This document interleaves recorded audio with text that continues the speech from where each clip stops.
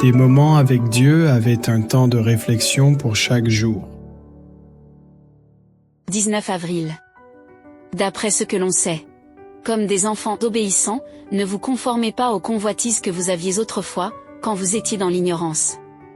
Mais, puisque celui qui vous a appelé est saint, vous aussi soyez saints dans toute votre conduite, selon qu'il est écrit, vous serez saints, car je suis saint. 1 Pierre 1 14 16. Quelqu'un qui prétend croire à une règle, mais qui agit différemment de ceux qu'il croit est un hypocrite, c'est inclus les politiciens. Les autorités civiles, les avocats, les juges et les procureurs, est dans le cas le plus grave. Également le chrétien. Le chrétien parle et prêche l'amour. Mais secrètement il est critique dès qu'il en est l'occasion, il parle de pureté de viande. Christ est de sainteté dans son mode de vie. Mais il garde des péchés auxquels il ne veut plus renoncer.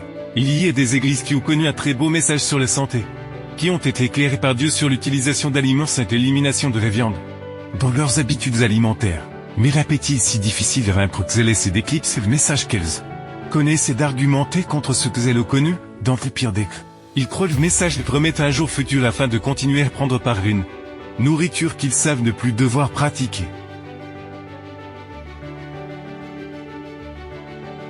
Si les adventistes du 7e jour pratiquaient ce qu'ils professent croire, s'ils étaient de sincères réformateurs de la santé, ils seraient vraiment un spectacle pour le monde, pour les anges et pour les hommes. De plus, ils manifesteraient un zèle beaucoup plus grand pour le salut de ceux qui ignorent la vérité. Le but de deux fois est d'être honnête avec Dieu, la connaissance des doctrines bibliques est progressive et certains ne savent plus que d'autres, l'important est de vivre en fonction de ce que l'on sait, la sainteté consiste à vivre selon la lumière que l'on a. Car nous ne sommes pas responsables de ce qui est inconnu, mais c'est aussi un crime pour un ministre de cacher des vérités et son peuple de détourner de dérision pour ne pas perdre des membres. Cependant, si quelqu'un a déjà connu une vérité fondamentale, où devrait-il peu, pour l'amour de Jésus, vivre selon ce que le Seigneur lui révèle? Même si dans la même église d'autres ne veulent pas se soumettre aux enseignements de Dieu, celui qui connaît une vérité devrait-il pas vivre selon cette vérité? Oui, s'il ne le fait pas, il est responsable du péché devant la justice de Dieu.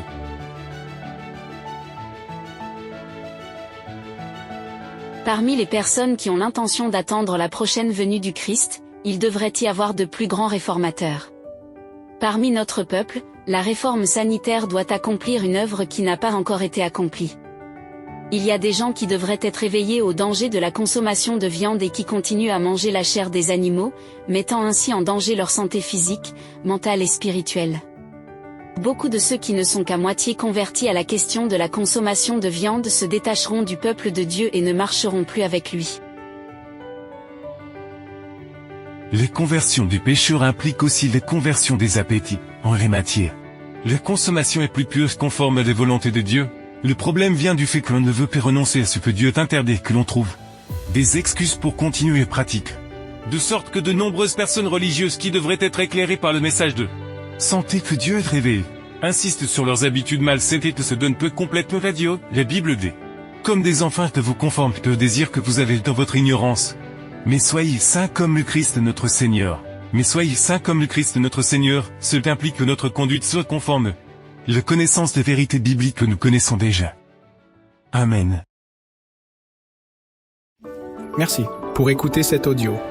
Nous vous invitons à partager avec votre. Contactez et visitez le site web.